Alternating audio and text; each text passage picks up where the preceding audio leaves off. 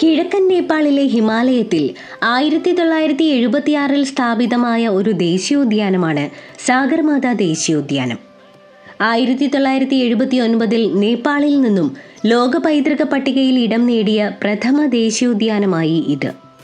2002 275 ചതുരശ്ര കിലോമീറ്റർ വിസ്തൃതിയുള്ള ഒരു ബഫർ മേഖലയും ദേശീയോദ്യാനത്തോട് കൂട്ടിച്ചേർക്കപ്പെട്ടു. 1960കളുടെ ആരംഭം മുതൽക്കേ നേപ്പാളിലെ ഒരു വിനോദസഞ്ചാര കേന്ദ്രമായി സാഗർമാതാ ദേശീയോദ്യാനം മാറിയിരുന്നു. 2003 ഏകദേശം 19,000-ഓളം സഞ്ചാരികൾ ഇവിടെ സന്ദർശിച്ചു എന്നാണ് കണക്ക്. നേപ്പാളിലെ ഒരു ഗോത്രവിഭാഗമായ ഷെർപ്പകൾ ഇവിടെ അധിവസിക്കുന്നുണ്ട്. ദുധ്കോസി, ഭോട്ടേകോഷി നദികളുടെയും ഗോക്യ തടാകങ്ങളുടെയും മുകൾ ഭാഗത്തെ വൃഷ്ടിപ്രദേശങ്ങൾ സാഗർമാതാ ദേശീയോദ്യാനത്തിൽ ഉൾപ്പെടുന്നു. പായലുകളും ലൈക്കണുകളും 5000 മീറ്റർ ഉയരത്തിൽ ഇവിടെ വളരുന്നുണ്ട്. ദേശീയോദ്യാനത്തിൽ 1000-ലധികം പുഷ്പ ഇനങ്ങൾ രേഖപ്പെടുത്തിയിട്ടുണ്ട്.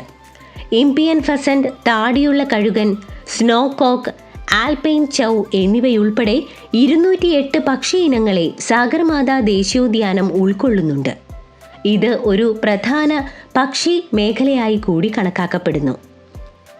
ആൻഗുലൈറ്റുകളിൽ ഹിമാലയൻ തഹർ, ഹിമാലയൻ സെറോ, കസ്തൂരിമാൻ എന്നിവയും ഉൾപ്പെടുന്നുണ്ട്. ഹിമപ്പുലി 3500 മീറ്റർ ഉയരത്തിലാണ് ഇവിടെ വസിക്കുന്നത്.